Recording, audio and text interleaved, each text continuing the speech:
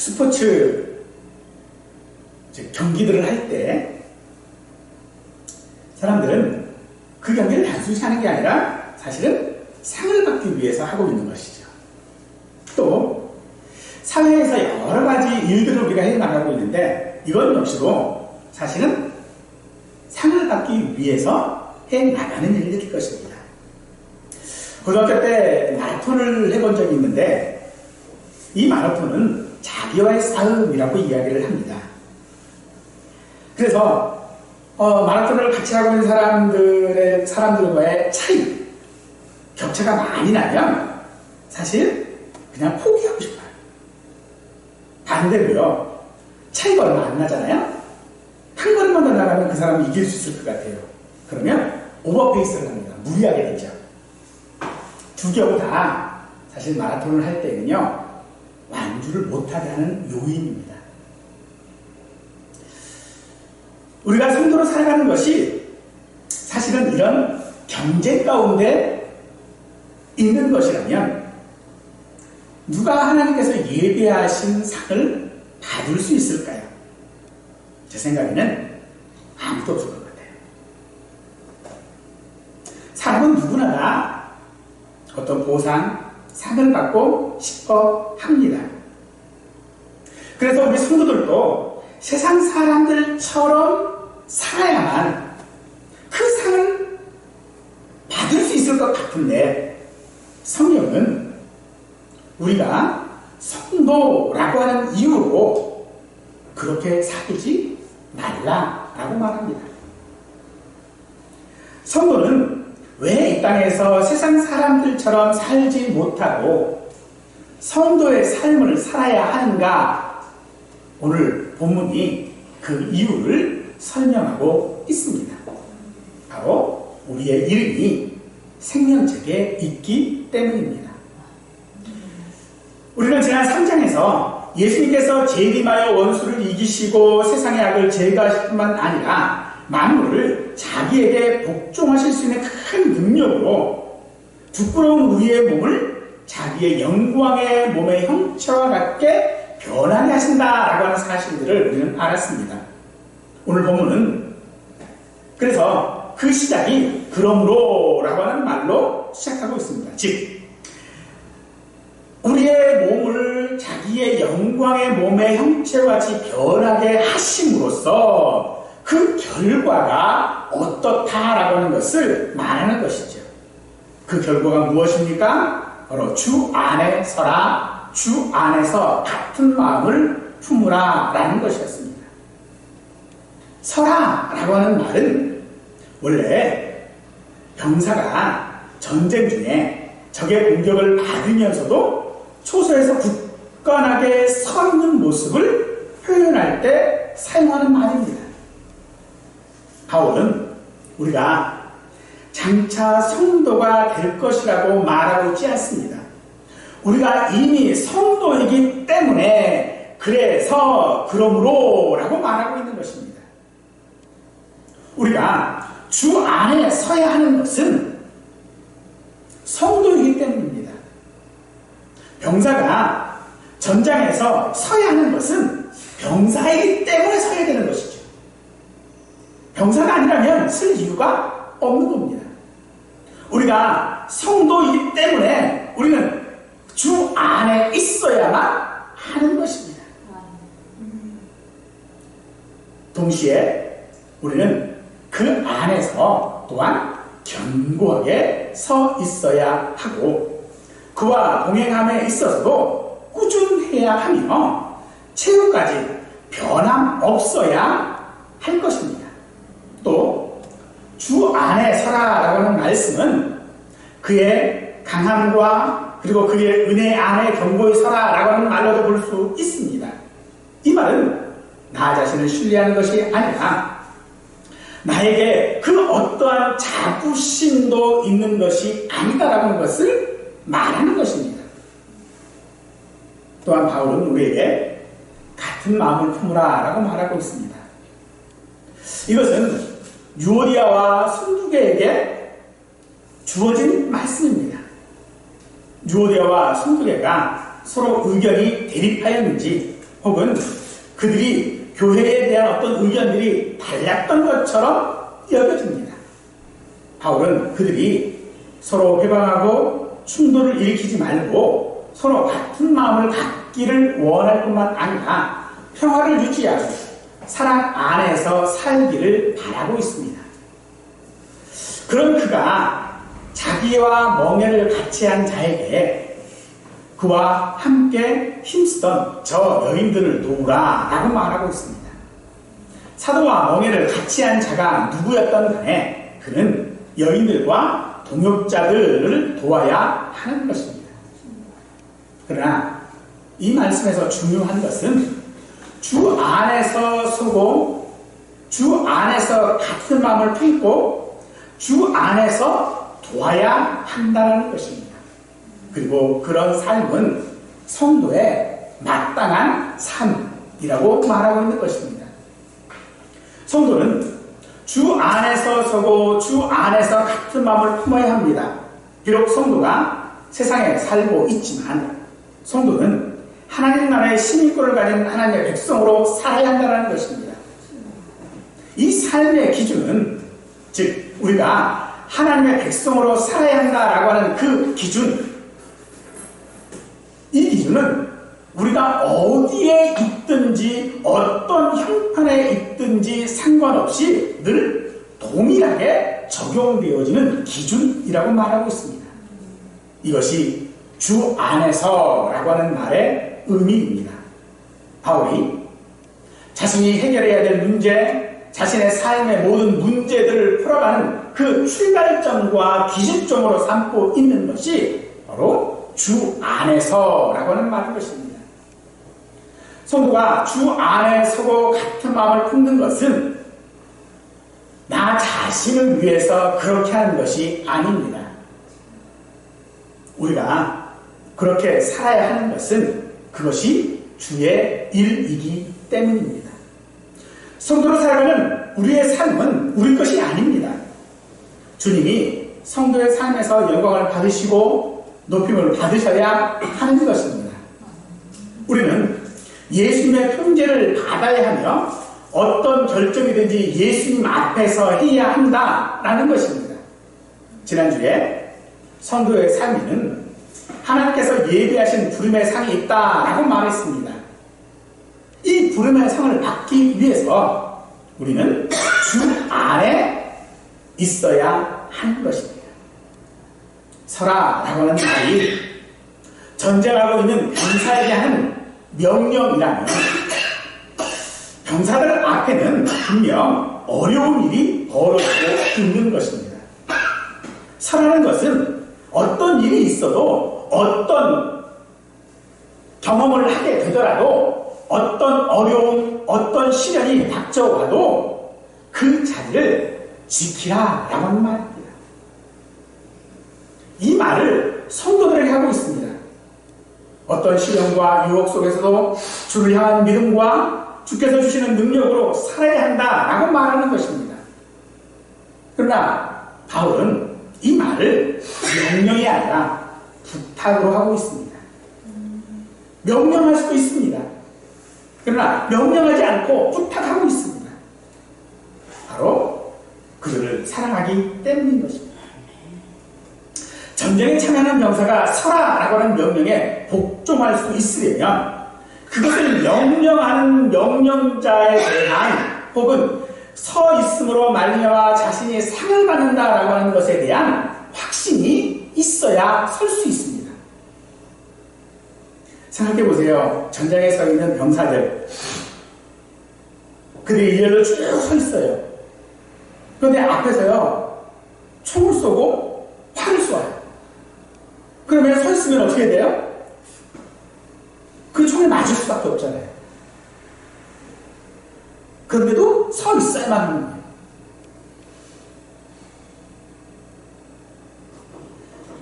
그러니 그렇게 서 있으려면 확신이 없다면 설 수 없는 것이죠.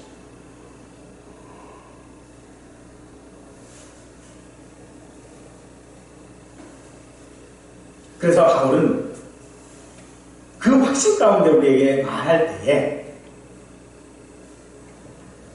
바울이 자기 자신이 그 부름의 상이 있음을 확신하고 자기가 달려갔고 그 부름의 상이 있음을 확신하고 자기의 생명을 조금도 귀한 것으로 여기지 않고 달려갈 수 있었다라고 말하는 것처럼 오늘 성도인 우리들에게도 그런 확신이 있기를 원하고 있는 것입니다. 그런데 바울은 그 확신을 가질 때에 서로 의지하라고 말하고 있지 않습니다. 내 옆에 있는 동료를 믿고 그 동료를 의지하고 서 있어라라고 말하고 있지 않다는 것입니다.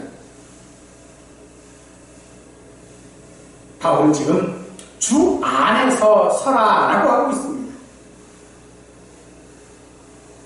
전쟁에 있는 병사들은요, 서로를 의지해서 서 있어야 할 것입니다. 그러나 바울은 단순히 함께 하라고 하지 않고 사탄에 맞서서 힘을 합쳐라라고 우리에게 말하고 있지 않습니다.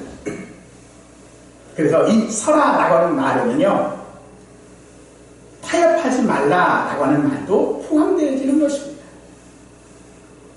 성도가 설 수 있는 힘, 성도로 살아가는 힘은 주 안에 있어야 합니다. 우리는 조직화된 교회나 혹은 성도의 수 혹은 물질에 우리가 성도로 살아갈 수 있는 힘이 있는 것이 아닙니다.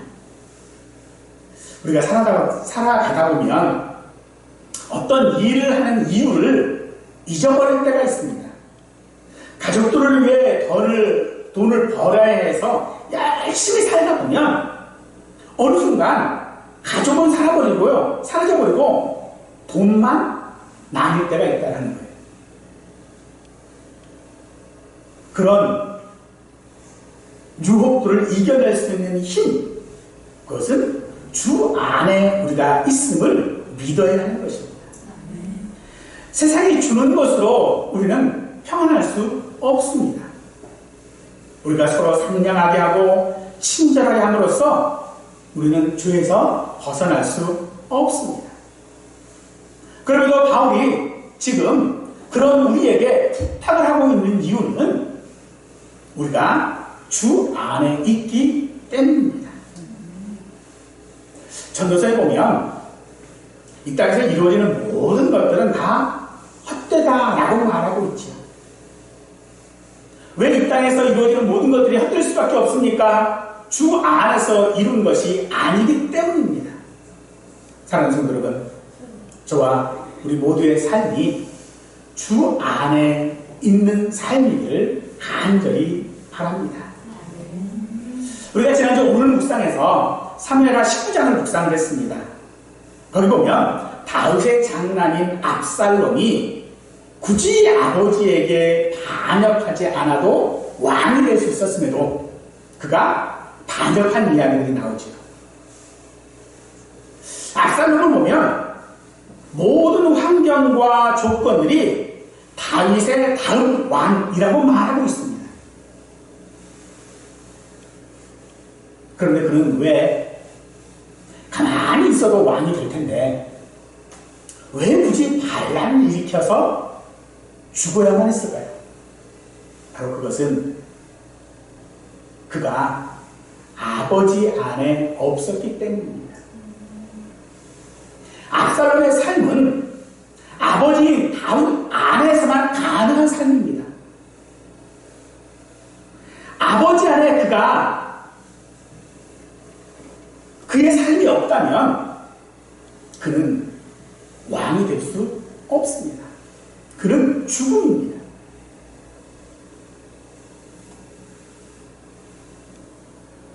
아버지 안에 그의 삶이 없었기에 그는 스스로 왕이 되고자 죽음의 길을 갈 수밖에 없었던 것입니다.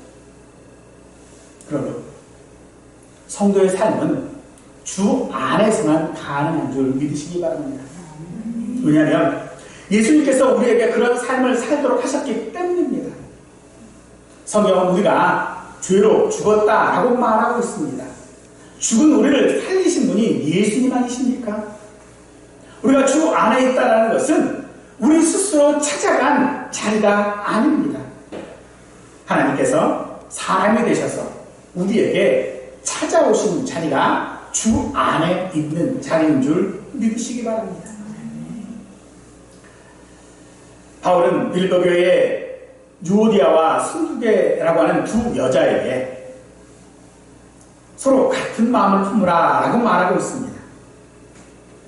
빌보교회에 이 두 여자가 싸우는 바람에 어떤 문제가 발생했고 바울은 그 문제를 해결해야만 했습니다. 이 두 사람 간이 어떤 대립이나 의견 충돌이거나 혹은 어떤 사회적인 소송에 휘말려 있었는지 우리는 알지 못합니다. 그런데 이 유오디아와 순두교의 다툼을 바울은 그들의 개인적인 일로 여기지 않고 있습니다. 그래서 주 안에서 있다면, 주 안에 있다면 같은 마음을 품으라 라고 말하고 있습니다. 바로 사람들이 세상에서 살아가면서 수많은 일들이 생기죠. 그러나 그 모든 일들은요, 독립적으로 일어나는 일이 없는 것입니다. 모든 일들이 서로 그물처럼 연결되어져 있습니다. 따라서 어떤 문제를 근본적으로 해결하려면 그 문제의 본질에 비추어 살펴야 할 것입니다.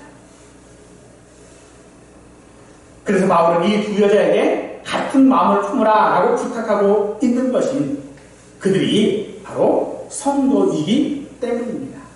즉 교회라고 하는 것이라는 겁니다. 바울은 3절에서 유오디아와 순두계를 복음에 나와 함께 힘쓰던 저 여인들이라고 말하고 있습니다. 따라서 교회의 본질은 복음에 힘쓰는 것이다라고 할 수 있는 것이죠. 교회는 죄와 사탄의 통제 아래에 있는 세상, 하나님을 대적하는 세상, 자기도 모르게 멸망으로 달려가는 세상에서 살아가는 그런 존재가 교회입니다. 그러므로 성도는 복음을 말하고 그 복음에 따라 삶으로써 복음을 전파해야 하는 것이 성도의 삶이라고 말하고 있는 것입니다. 우리가 복음을 전할 수 있는 방법은요, 다양합니다만 성도는 무엇보다 삶으로 복음을 증언해야 합니다. 직장에서 일하는 모습으로 증언해야 하고 집에서 아빠로 엄마로 증언해야 하며 세상에서 자기에게 주어진 그런 삶으로 복음을 증언해야 하는 것이 성도의 삶입니다.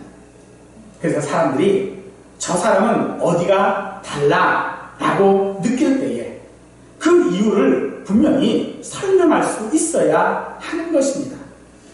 바울은 빌립보 교회의 성도들이 그런 삶을 살았기에 다 이 일을 도왔다라고 말하고 있는 것입니다.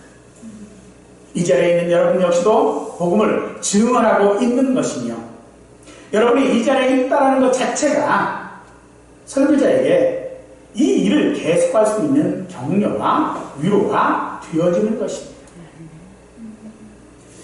압살롬의 반역이 진압되고 다윗이 예루살렘으로 돌아온 후에 사람들의 마음은 같지 않았습니다.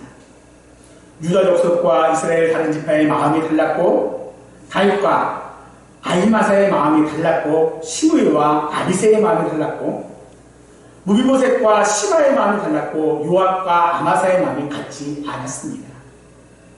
서로의 마음이 자기에게 유리한 쪽으로 해석하고 있기 때문입니다.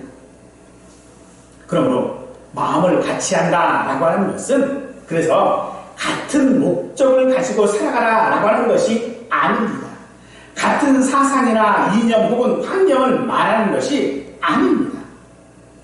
같은 마음은 바로 예수님의 마음입니다. 우리를 사랑하사 자기를 내어주신 그 마음, 그것이 우리가 가져야 할 마음이라는 것입니다. 우리가 성도로 살아갈 때에 우리는 그 마음을 품는다면 우리에게 다른 마음을 가질 수 없는 것이죠. 바울은 그런 빌립보 교회 성도들을 향하여 나의 사랑하고 사모하는 형제들, 나의 기쁨이여 면류관인 사랑하는 자들이라고 부르고 또한 그리고 나의 동역자라고 말하고 있습니다.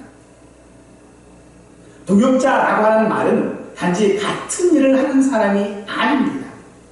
빌립보서 3장에서 바울이 단련한 이후 바울이 받기를 그토록 원했던 상을 함께 받을 사람이라고 하는 것이 바로 동역자라고 하는 말입니다. 우리는 모두가 다 동역자인 줄 믿으시기 원합니다. 그 동역자는 같은 마음을 가지고 있어야 합니다.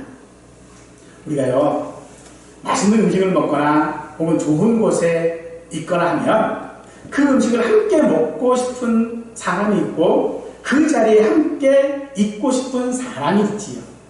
바로 그가 동역자입니다. 이것이 우리가 이 땅에 살면서 누리는 즐거움 아닐까요? 바울은 이것을 참으로 나와 멍에를 같이 한 내게 부탁한다 라고 말하고 있습니다. 멍에를 같이 한 내게 해주면 좋겠다는 것입니다. 성도인 내가 그 일을 동역자가 되어줬으면 좋겠다라고 말하고 있는 것입니다. 여기서 이야기한 이 멍에를 같이 한 내게라고 했을 때 그가 누구인지 사실은 잘 나타나 있지 않습니다. 혹자는 그가 바울의 아내였을 것이다 라고 추측하기도 합니다만 그가 누구여든 그는 바울과 멍에를 같이 한 동역자인 것입니다. 우리가 이 멍에를 같이 하고 같은 마음을 품어야 하는 것은 우리가 동역자이기 때문인 것입니다. 성도는 세상과는 그 누구와도 경쟁하는 자가 아닙니다. 성도는요, 같은 멍에를 맨 자입니다. 멍에를 맨 소가 쟁기질을 잘하려면 서로 보조를 잘 맞추어 나가야 하는 것처럼 오늘 우리는요, 누구와 경쟁하는 자가 아닙니다. 그러니 사랑하는 성도 여러분, 세상과 경쟁하려고 하지 마십시오. 또한 다른 성도들과 경쟁하려고 하지 마십시오. 무엇보다 나 자신과 경쟁하려고 하지 마십시오. 우리는 모두가 다 주 안에서 주님과 멍에를 같이 한 동역자입니다.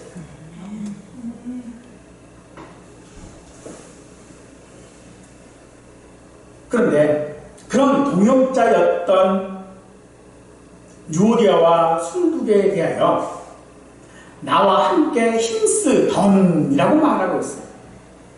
이 말은 그가 성도의 삶을 살아가고 있는데 지금은 그 일을 힘쓰고 있지 않다라고 하는 말이죠. 왜 그들의 삶에서 성도로 살아가는 삶을 살기를 힘쓰고 있지 않는 것입니까? 그들의 삶의 기준이 주님이 아니었기 때문입니다. 그래서 바울은 그들에게 명령하고 있는 것이 아니라 부탁하고 탄원하고 있는 것입니다. 사랑하는 성도 여러분, 저도 여러분들에게 간절히 부탁을 드립니다. 성도의 삶을 포기하지 말고 살아가십시오. 우리가 성도의 삶을 포기하지 않고 살아갈 수 있는 유일한 방법은요, 주 안에 서는 것입니다. 우리의 삶의 모든 기준들이 주 안에 있어야 한다는 것입니다. 그래서 우리는 이 말을 귀담아 들어야 되고 실천해야 하는 것입니다. 그래야 우리는 주 안에 설 수 있습니다. 우리가 주 안에 설 수 있는 것이요, 우리가 굳게 결심할 수 있거나 우리의 능력을 키우거나 지식을 쌓으면 주 안에 있을 수 있는 것이 아닙니다. 우리가 주 안에 있을 수 있는 것은 주님이 우리의 동역자이기 때문인 줄 믿으시기 바랍니다. 우리가 신앙생활을 해 나오면서 우리의 소원은 어쩌면 생명책에 내 이름이 기록되는 것이 아닐까 생각합니다. 다른 얘기를 하면 천국에 대한 소망이겠지요. 나는 죽으면 천국 가. 이게 어쩌면 우리들에게 있어서 큰 소망일 수 있을 것입니다. 우리가 이 땅을 살아가는 모든 어려움들 가운데서도 버티고 인내할 수 있는 이유, 어쩌면 나는 천국에 가 라는 보장 때문이 아닌가도 생각됩니다. 근데 이 보장이 자꾸 흔들려요. 왜 흔들릴까요? 내 삶을 보면 서 있는 것 같지가 않거든요. 내 삶을 보면 정말로 내가 그 천국을 소망하고 있는 것인지조차도 확신하기 어렵습니다.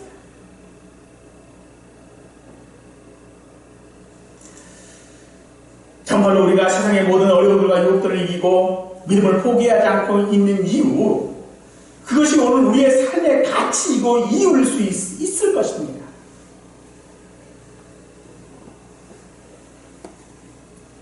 그런데 그것이 왜 자꾸 흔들릴까요? 주후 교회 역사들을 보면 굉장히 핍박이 심했던 때가 있었습니다. 그 시대를 우리는 교부시대라고 말을 하고 있는데요. 주후 250년에서 350년 경이 그때입니다. 그때 성도들이 받은 핍박은요, 이루 말할 수 없었어요. 그들이 죽는 이유는 단 한 가지였습니다. 예수 믿는다는 것밖에 없었습니다. 그래서 사람들에게 묻습니다. 사람들을 잡아와가지고 물어요. 당신 예수를 믿습니까? 예라고 대답을 하면 죽는 것이고 아니요라고 하면 살아요. 그런데 잡혀온 그 누구도 아니요라고 대답하는 사람이 없습니다. 그들은 죽기를 두려워하지 않았습니다. 그들의 믿음이 가볍기 때문일까요? 아닙니다. 그들이 주 안에 있기 때문입니다. 그들의 이름이 생명책에 있음을 그들이 확신했기 때문입니다. 그래서 우리가 주의해야 될 것이 하나가 있는데, 그것은 바로 우리가 성도다운 삶을 살지 못한다라고 해서 우리의 생명책에 우리의 이름이 기록되지 않았을 것이다라고 생각하지 말아야 합니다. 우리는 사실 어떤 말들을 들을 때에 내가 내 방식대로 듣습니다. 듣고 싶은 대로 듣는다라는 것이지요. 하지만 우리가 오해하지 않으려면 상대방의 방식과 상대가 듣기 원하는 대로 들어야 사실 오해가 없어요. 그래서 우리 성도들에게 주 안에 있는 것이 중요한 것입니다. 내 방식대로 내 믿음을 판단하고 내 방식대로 내 삶을 재단하면 우리는요 절대로 생명책에 기록될 수 없어요. 그런데 주 안에 있으면 우리는 이미 구원을 얻었고 생명책에 내 이름이 기록되었습니다. 따라서 오늘 우리가 성도의 삶을 살아야 하는 것은 내 이름을 생명책에 기록시키고 내가 구원받고 내가 천국에 가기 위해서가 아니라, 그러므로 즉 이미 얻은 결과 때문인 것입니다. 내가 성도의 삶을 살아야 되는 것은요, 내 이름이 생명책에 기록되었고 구원받았고 천국을 보장하고 있기 때문이라는 것입니다. 바울은 우리에게 우리 이름이 생명책에 있다라고 하고 있습니다. 그렇게 살면 기록될 수 있다라고 하지 않는다는 것입니다. 우리의 삶은 전혀 그럴 가망이 없어 보입니다. 하지만 우리의 이름을 생명책에 기록하신 분은 하나님이십니다. 그러므로 사람들이, 세상이 우리를 어떻게 평가하고 대하는지는 절대로 중요하지 않습니다. 나 자신이 스스로를 어떻게 평가하는 것도 중요하지 않습니다. 중요한 것은 하나님께서 나를 사랑하시고 자녀 삼으시고 우리의 이름을 부르시고 그 이름을 생명책에 기록하셨다라고 하는 것입니다. 그러면 성도의 삶을 가능하게 하는 이유는 우리에게 있지 않습니다. 우리가 막연하게 도덕적인 삶을 살거나 세상이 존경할 만한 삶을 산다고 성도가 되는 것이 아니라는 것입니다. 또한 우리가 성도로 이 땅 가운데 살아가면서 사람들의 문제들을 지적하고 바른 말을 하고 또 바른 말을 듣고 한다고 해서 세상은 절대로 변화되지 않습니다. 성도의 삶이 어려운 이유가 아마도 거기 있겠죠. 아무리 내가 성도의 삶을 살아간다 한들 내 눈에 보이는 변화들이 없어요. 특히 내 삶에 변화가 없어요. 내가 성도의 삶을 살았는데 그렇게 살고 있는데 여전히 가난합니다. 여전히 병 가운데 있고요. 여전히 자녀들은 말썽을 피우고요. 여전히 세상은 우리를 핍박합니다.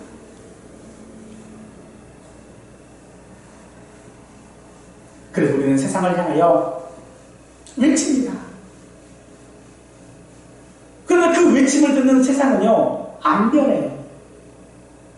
비록 교회를 향한 핍박이 교시대만큼 몸으로 와닿는 핍박은 아니라 할지라도 오늘날에도 여전히 성도들을 향한 핍박은 존재합니다. 어쩌면 우리 스스로 우리를 성도라고 하는 이름으로 핍박하고 있는지도 모릅니다. 그러므로 오늘 우리는 그 모든 이유를 우리에게서 찾지 말며 우리에게서 모든 일들을 시작하지 말아야 합니다. 그 이야기를 오늘 본문은 우리들에게 분명히 하고 있는 것입니다. 누가복음 10장에 보면 예수님께서 70명의 사람들을 둘씩 짝지어서 전도하도록 내보내셨습니다. 그리고 그들이 돌아옵니다. 돌아와서 주님 앞에 말합니다. 주여, 주의 이름이면 귀신들도 우리에게 항복하더이다. 그러면서 기뻐합니다. 말하자면 뭐예요? 전도를 나갔는데 전도가 잘 된 거예요. 가서 주의 이름으로 귀신을 물리치면 귀신이 나가고 주의 이름으로 병낫기를 기도하면 병이 낫고 문제는 해결되어져 버리는 거예요. 그러니까 얼마나 기뻐요. 기뻐와서 자기들의 그 공로를 자랑합니다. 기뻐합니다. 그러자 예수님이 그보다 더 큰 기쁨이 있다라고 말씀하시는데 그것이 무엇입니까? 빌립보서 4장 3절 말씀, 그 이름들이 생명책에 있느니라 라고 하는 말입니다. 현상적인 것들로 기뻐하지 말고 너의 이름이 생명책에 있음을 기뻐하라고 말하고 계십니다. 우리가 성도의 삶을 살아야 하는 이유가 여기에 있습니다. 우리는 성도입니다. 누가 뭐래도 우리는 성도입니다. 여러분, 우리는 내일 일을 모르지요.